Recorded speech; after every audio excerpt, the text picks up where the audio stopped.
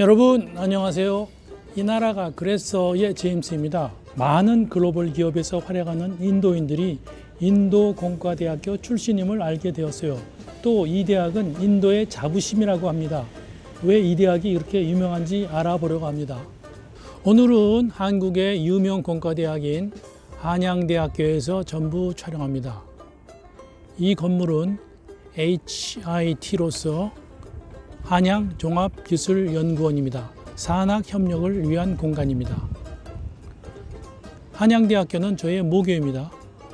저는 산업공학을 전공했어요. 인도공과대학은 어떤 대학인가? 인도공과대학, 즉 Indian Institute of Technology, IIT는 인도 최고의 명문대학이며 인도에서 치열한 경쟁을 통해서 선발된 수재들이 모인 대학입니다. 전 세계 공대 평가에서 세 번째로 우수한 곳으로 알려져 있습니다. 미국의 MIT, UC 버클리 공대에 이어서 IIT가 3위죠. 인도 정부는 1947년에 독립한 뒤에 국가의 공학 부분을 심도 있게 발전시키기 위해서 1951년에 인도공과대학교 카라그푸르를 최초로 설립했죠. 캠퍼스가 서벵골주 콜카타 옆에 있습니다. 한양대학교가 일제강점기인 1939년에 설립되었으니까 역사는 한양대학교가 더 길죠. IIT는 네루 수장이 설립을 주도하였는데 미국의 MIT를 모델로 세운 대학입니다.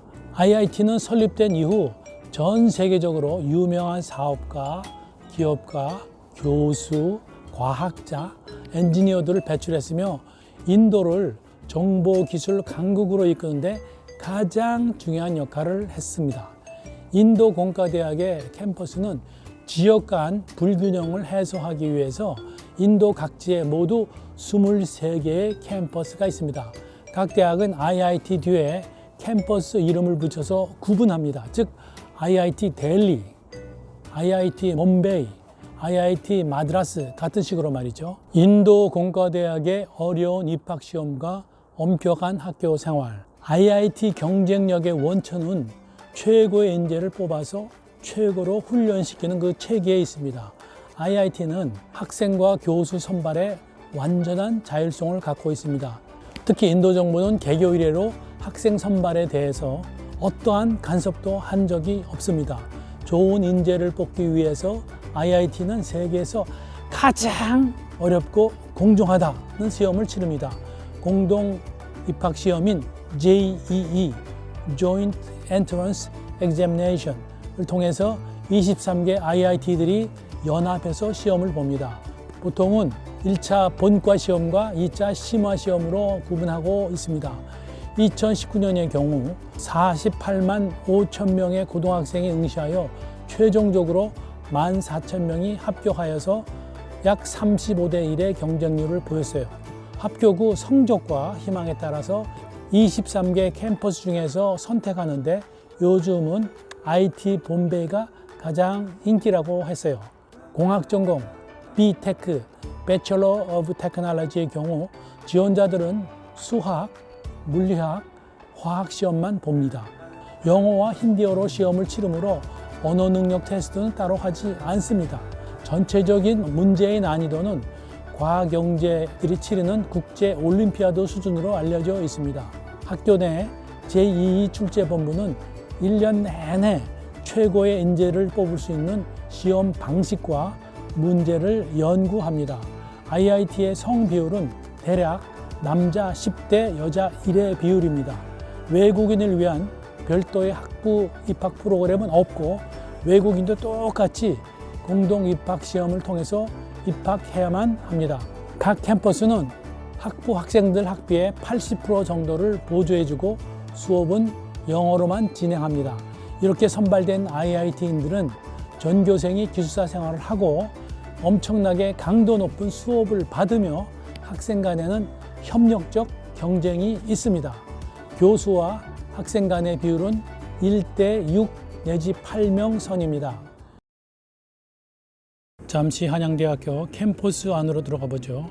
공과대학 건물들이 많이 보이고 그리고 노천극장이 있습니다.